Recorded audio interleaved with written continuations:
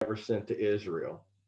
Uh, when the Lord asked the question at his time, who do men say that I am? One of the answers was Elijah. So he was considered perhaps the greatest of the prophets that came from God to speak to Israel. And when you think of Elijah, we typically think of 1 Kings chapter 18.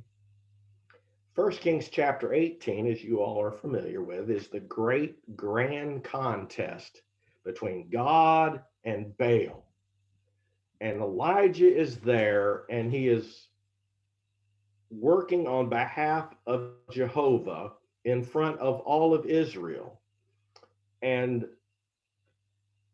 this contest occurs between the altars and the prophets of Baal and Elijah. It's a fantastic mountaintop moment in the mission and work of Elijah. And so we typically think of Mount Carmel and Elijah and the resulting victory there over them is a fantastic moment of providence with Elijah and Jehovah on his side. What a vindicating day for Elijah and God before the people was First Kings chapter 18. It's a real mountaintop moment. But that's not the lesson I want us to get and look at in detail tonight. I want us to look at what had to happen to and for Elijah before he was ready for his mountaintop moment. Elijah's preparation reminds us a lot of the preparation that Moses had to also receive prior to his great work among the people. God can use anybody to carry out his will. And when he chooses us, and he did choose us as his disciples, we must be prepared. And we must be prepared for some preparation. And that's what we see happening with Elijah in chapter 17. 1 Kings 17 tells us what is really important regarding Elijah and his preparation for what happens and occurs in his work in 18. And I believe there's lessons in 17 for us today when we ourselves find ourselves living in the same kind of days that Elijah lived in. There's a common song or a song today that's very popular that a lot of people know and we sing, and it's a fantastic song. We listened to it on the car this morning on the way to a worship service in Charlottesville, and it's entitled "These Are the Days of Elijah." And it talks about Elijah's days in the first verse. And I would say that what we've been through in 2020 is so similar to the environment that Elijah came and worked within. Not only is Elijah's day in context full of wickedness and full of government overreach, government insertion into individuals' lives, the government of Elijah's time is inserting idolatry into the lives of the people. It's government sanctioned, it's government approved, and it's government enforced. And so we're going to see how Elijah has to have preparation and dealing in this time of crisis. And we look at Elijah and we recognize Elijah started out as a common man. Elijah was from the area, it says, in the region beyond Jordan of Gilead. He was a man of Gilead. Now, it's a rugged area when you look at it geographically. Gilead is a very rugged area on the east side of the River Jordan. It was an area known for not good for agriculture. It's good for raising cattle. And so when you think of Texas or West Texas, you think of rural areas that are good for not a whole lot without water except the grazing of animals. And so he's from kind of an out of the way place, out beyond the Jordan, on the fringes of Israel. He's kind of a nobody from out of nowhere. And God chooses to use him. And he's seen from the very beginning in 1 Kings 17 as a courageous man. There's never a question about his courage, because from the start, his first message to the king of Israel, Ahab, it was as a witness of Jehovah. And he comes before Ahab in chapter 17 and verse 1 and says to King Ahab, "It is not going to rain again until I say so. I come to you from Jehovah." Look at verse 1 in chapter 17. Now, Elijah the Tishbite, who was one of the settlers of Gilead, said to Ahab, "As the Lord, the God of Israel, lives, before whom I stand, surely there shall be neither dew nor rain these years except by my word." He's a courageous man. What do we know about this King Ahab? Well, if you go back to chapter 16 and verse 30, we see this much at least said about King Ahab and his wickedness. It says in verse 30, Ahab, the son of Omri, did evil in the sight of the Lord more than all who went before him. Ahab was evil. His father Omri was evil enough. Omri had taken the kingdom of Israel in rebellion as his own and had himself made king by the people. He had built Samaria as his capital to entrench the separation from Judah and the capital of Jerusalem. And he promoted idolatry. And then, to solidify his position in the area, he marries the princess and daughter of the king of Sidon, who we know is quite infamous on her own. She was a pagan, she was a Baal worshiper, and her name is Jezebel. She brought, along with Ahab, Baal worship into the common culture of Israel. It became the authorized worship among the children of Israel. Think about how far these people have come and gone from God. And it's into that this courageous man steps forward and says what he says to Ahab. And he's a committed man. Elijah's name actually means, "My God is Jehovah." He knew already that he was dependent on God, because he says in verse 1, as we just read, that I represent Jehovah before whom I stand. He knew whose side he was on. This demonstrates without doubt where Elijah's loyalties lie. So that is not the preparation that he still needs from the Lord for chapter 18. Elijah believed in a living God, and he promotes him publicly, something most in Israel would not do at this time. So all of this makes us think, though, when we see this, that Elijah is ready for what we read in the very next chapter. But he is not. He must learn about Jehovah. He must learn and understand how God will work through him, and that he is only the instrument of the overall mission. You see, I think there's something else in 18 that we need to understand, that God knows the future for Elijah. He understands that this great moment in chapter 18 is not the only thing that Elijah needs extra preparation for, because this great mountaintop moment of Elijah on Mount Carmel in chapter 18 is immediately going to be followed by the tremendous valley of depression and discouragement and sought after harassment by Jezebel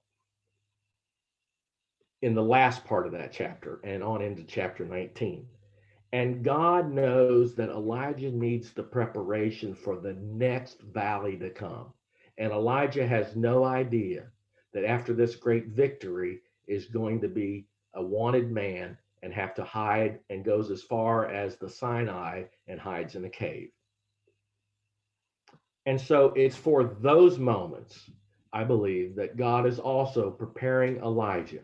And it shows great love for Elijah in that he does this.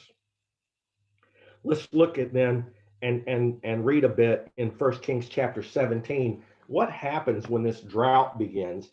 Let's start in verse 3. Elijah has said that it's not going to rain anymore until I say so. Listen to verse 3 through 7 and read along with me. Go away from here and turn eastward. This is the Lord speaking to Elijah. And hide yourself by the brook Cherith, which is east of the Jordan. It shall be that you will drink of the brook, and I have commanded the ravens to provide for you there. So he went and did according to the word of the Lord, for he went and lived by the brook Cherith, which is east of Jordan. The ravens brought him bread and meat in the morning, and bread and meat in the evening, and he would drink from the brook. It happened after a while that the brook dried up, because there was no rain in the land. Things are going to get bad. They do start to get bad. No rain. The drought occurs. The brook Cherith is known today in Jordan, the nation Jordan, as the Wadi al Yabis. And you can Google that, and you can see this ravine that's on and comes up from the Jordan Valley up into the nation of Jordan, the Wadi al Yabis. It's a place of refuge and seclusion. It's also thought that even in New Testament times, Jesus possibly went here during his ministry beyond the Jordan for some of his time of isolation when he sought some privacy and refuge. It's a very rugged and deserted place. And when you look at the pictures of this place, you can see how easy it would be to hide there. And so the Lord places him there, and that sounds okay because he knows it's going to get hard. He knows he does not have support of the people or the king or the queen and the nation. And so maybe a little security and exclusion is warranted. So he's okay with that. And so he goes. But you have to think, Lord, why ravens? Why would you send ravens to care for me? You know what a group of ravens are called? Interesting. An unkindness. Like a flock of geese, it's an unkindness of ravens. What are ravens like? They're scavengers. They're not like doves. They're not like songbirds. They're scavengers. They feed on dead bodies. And it is said in what I've been able to look up about ravens is their beaks do not allow them to tear into the flesh of the carcasses. So they will call out and cackle in order to attract other animals and birds, such as vultures, who do have the ability to tear into the flesh and open it up. So then the ravens can pick over the leftovers and feed themselves. They're known to be able to do that, and other animals recognize it, and they come and they feast on the carcass in that way. And I hate to think about where the meat for Elijah came from. But it says that the ravens provided it. And so I think of the meat providing process that the ravens would know would not be something that I would entertain wanting to eat. But it says the ravens fed Elijah, and he did eat. That doesn't sound very appetizing to me. They also brought him day and night bread to be associated with that.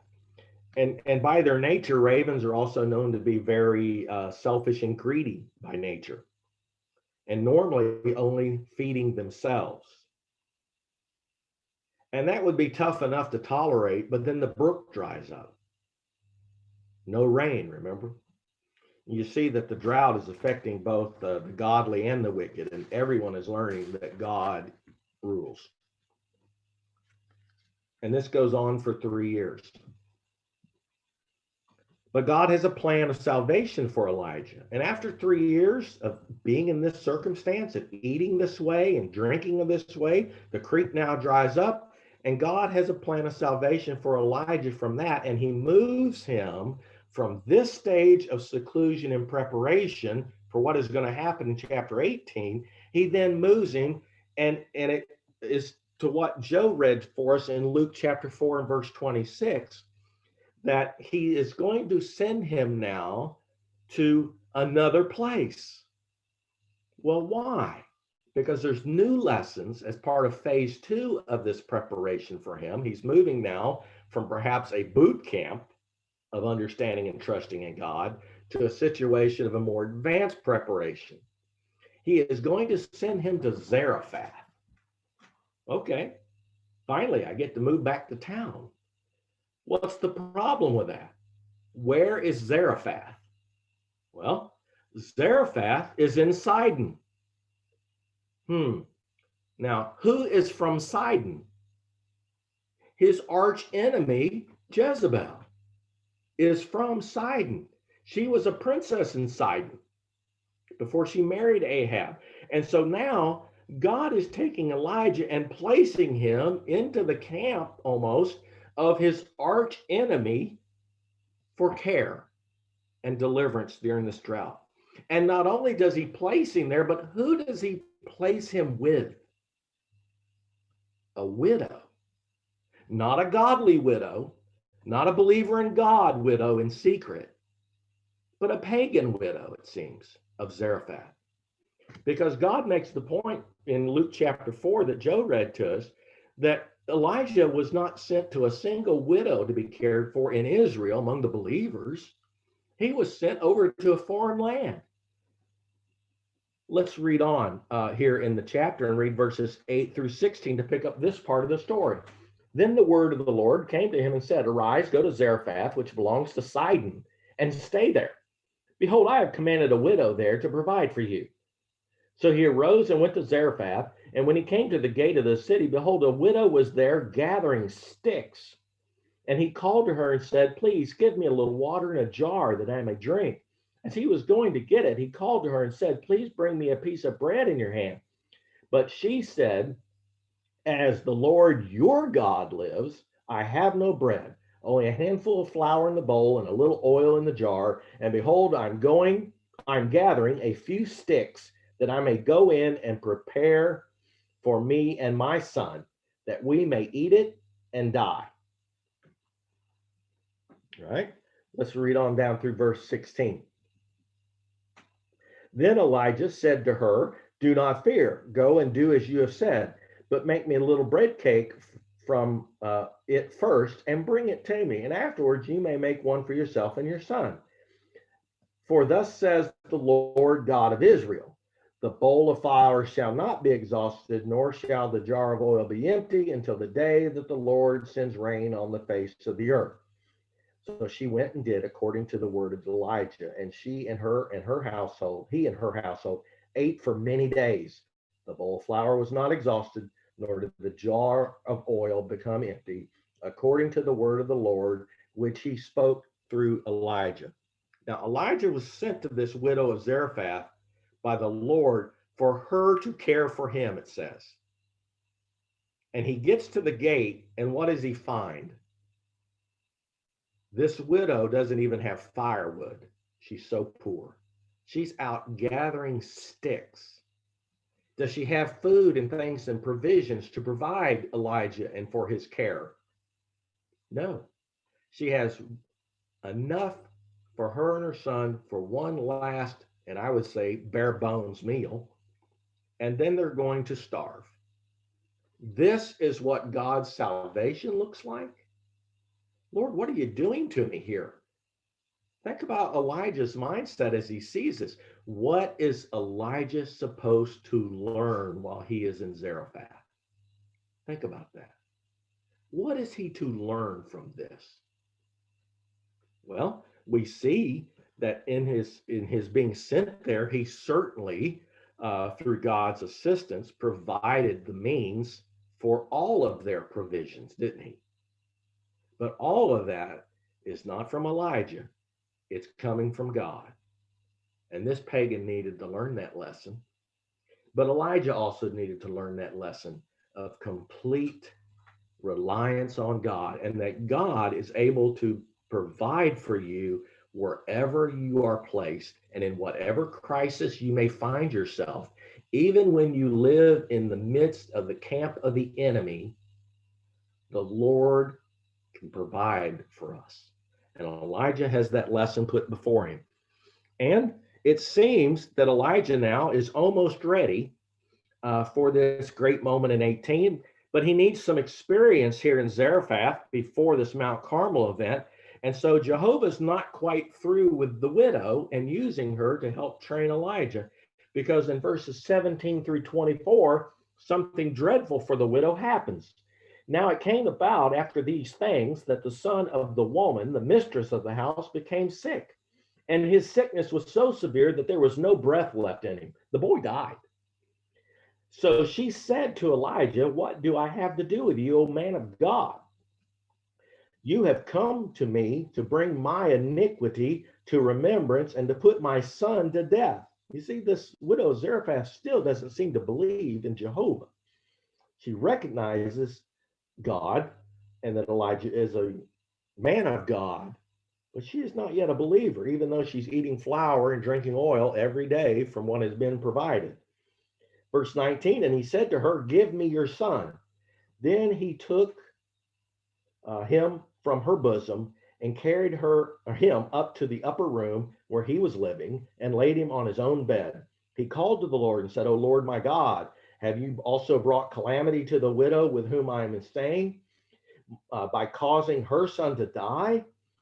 Then he stretched himself upon the child 3 times and called to the Lord and said, "O Lord my God, I pray you, let this child's life return to him." The Lord heard the voice of Elijah, and the life of the child returned to him, and he revived. Elijah took the child and brought him down from the upper room into the house and gave him to his mother. And Elijah said, "See, your son is alive." Then the woman said to Elijah, "Now I know that you are a man of God, and that the word of the Lord," that word there is Yahweh, "is in your mouth in truth," or is truth. Wow. It took not the unending bowl of flour and the supply of oil in the jar to convince this widow that Elijah was from God and that the words that Elijah spoke are true concerning God. It was the resurrection of her son that convinced her to change. Sound familiar? What role did the resurrection of the son play in your conversion? So I think Elijah is ready for Mount Carmel. Almost. Because now the next important character we see in in 1 Kings chapter 17 comes onto the stage. And we actually read about him in the beginning of chapter 18, rather. And if you look at chapter 18, we'll see introduced to us the character of Obadiah. He is a servant of Ahab, this wicked, wicked king, which also makes him, by the way, a servant of Jezebel. But Obadiah, unlike Ahab, is a believer. He believes in Jehovah. And how has Obadiah been handling this crisis, this drought for the last 3 years? How has Obadiah been living through this crisis of believers in Jehovah, of which there are still some in Israel, during Ahab's reign and through this drought? Well, Obadiah, we see, has been handling it very differently than Elijah. So was Obadiah wrong in how he was handling this time of crisis? among believers in Jehovah? Was his approach wrong? Was his daily work wrong? Or his daily walk with Jehovah? Because if it was not for Obadiah and what he had been doing these 3 years, 100 prophets of Jehovah would have died. Because it was Obadiah that hid those 100 prophets in 2 caves, in groups of 50, it seems. He hid them out, and it says that he fed them daily and cared for them. So every day he fed and watered while hiding these 100 prophets from Jezebel and their execution. And so while Elijah was out hiding in and near the brook Cherith and hiding from Jezebel and prosecution, Obadiah was actively working. Every day, with the possibility of discovery and death from Jezebel, Obadiah is doing this because he's a believer in God. Jehovah uses ravens. Jehovah also used Obadiah. You see the powerful statement that is being made there? He used ravens to save 1 prophet. Obadiah saved 100 prophets. You see, people handle crises very differently. We see people handling this crisis of 2020 very differently. And I've seen a lot of brethren get kind of upset with one another about how one individual has decided to handle the particular crisis. And so we need to be very careful how we judge what God is doing with others in times of crisis. Let's look on in chapter 18 then. Let's look at verses 7 through 16 and see how Obadiah now interacts when he meets Elijah, because he knows who Elijah is. Now, as Obadiah was on the way, behold, Elijah met him, and he recognized him and fell on his face and said, "Is this you, Elijah, my master?" He said to him, "It is I. Go say to your master, behold, Elijah is here." He said, "What sin have I committed that you are giving your servant into the hand of Ahab to put me to death? You're signing my death warrant, Elijah. I've been successfully hiding these prophets for 3 years in my care, and now you're signing my death warrant to send me back to Ahab and tell him I know where you are? Do you realize he has sent warrants out for your arrest all over the surrounding countryside and even to other nations, and swearing through treaties with them that they don't know where you are? And now I'm supposed to walk into his presence and tell him, well, I found him." The immediate question to follow is, well, then how do you know him? How did you find him? Obadiah certainly thinks it's going to be his death. He says in verse 10, "As the Lord your God lives, there is no nation or kingdom where my master has not sent to search for you. And when they said he is not here, he made the kingdom or nation swear that they could not find you. And now you are saying, go say to your master, behold, Elijah is here. It will come about when I leave you that the Spirit of the Lord will carry you where I do not know. So when I come and tell Ahab and he cannot find you, he will kill me. Although I, your servant, have feared the Lord from my youth. Has it not been told to my master what I did when Jezebel killed the prophets of the Lord, that I hid 100 prophets of the Lord by 50s in a cave and provided them with bread and water? And now you are saying, go say to your master, behold, Elijah is here. He will then kill me." Elijah said, "As the Lord of hosts lives, before whom I stand, I will surely show myself to him today." So Elijah went to meet Ahab and told him, and Ahab went to meet Elijah. You see, things have been pretty hot for Obadiah. Now Elijah wants him to go and risk it all. You know, times of crisis, put yourself in Obadiah's place. Times of crisis requires commitment. It's time for Obadiah to move, just like Elijah, from being courageous to now being committed. Verse 8, Elijah gives Obadiah the message, behold, Elijah is here. And in that reading that we just went through, did you notice that Obadiah repeats the message that Elijah gave him? He repeats that message exactly right twice. And while he's repeating it, it clearly shows, well, I understand the message. I'm just not sure I like what you're telling me to do with it. And so he repeats that message twice back at Elijah before he even takes the first step toward Ahab. Does that ring familiar? How many times did Moses give excuses before taking his first step back toward Egypt? 3 times. How many times did Jesus ask Peter, do you love me? And 3 times Peter answered, you know, I love you. In times of crisis, there are moments of decisions that make all the difference. Obadiah made the right choice.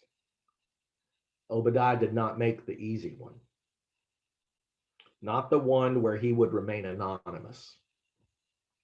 He had to make a commitment.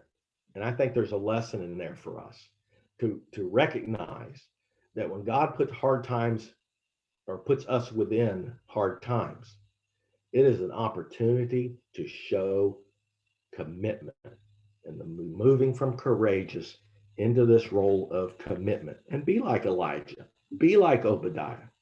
And so now the stage is set for Elijah's moment on Mount Carmel. Obadiah played a part. The widow of Zarephath played a part. Her son played a part.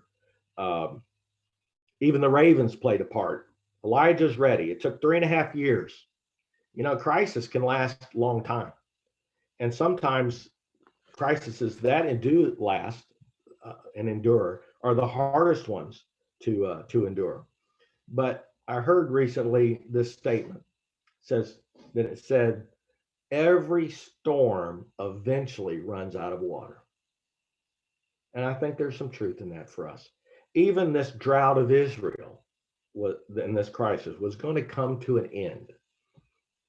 But that wasn't the real crisis that Elijah was sent to fix on Mount Carmel. He wasn't sent there to end the drought and make it rain, though ultimately it did after that.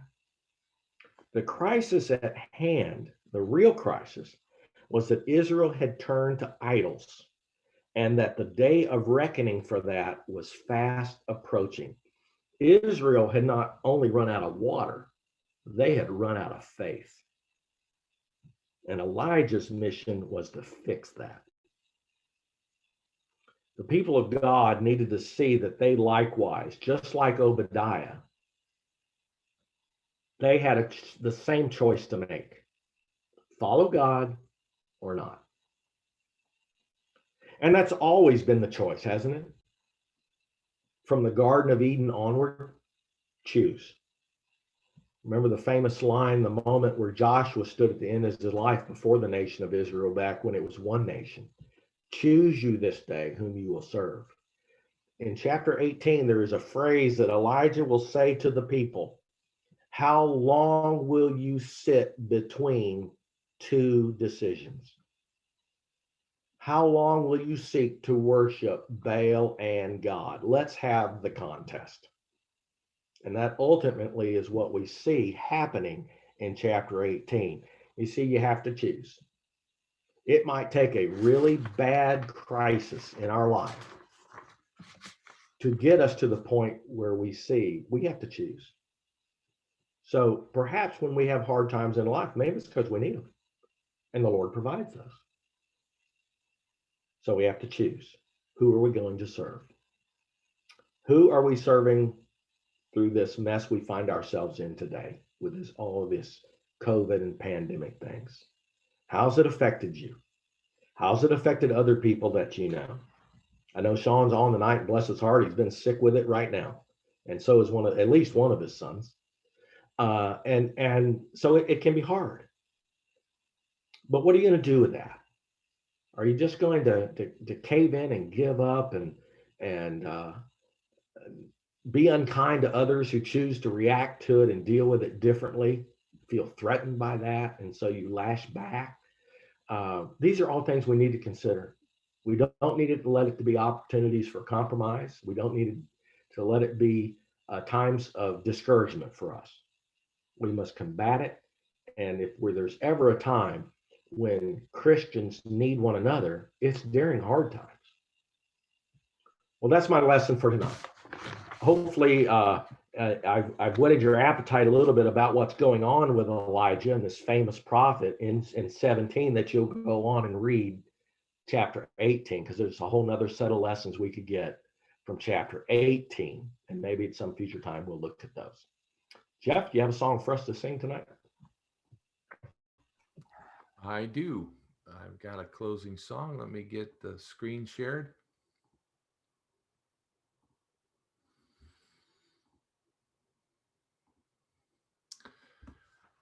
Before we have our closing prayer, number 337, Blessed Be the Time.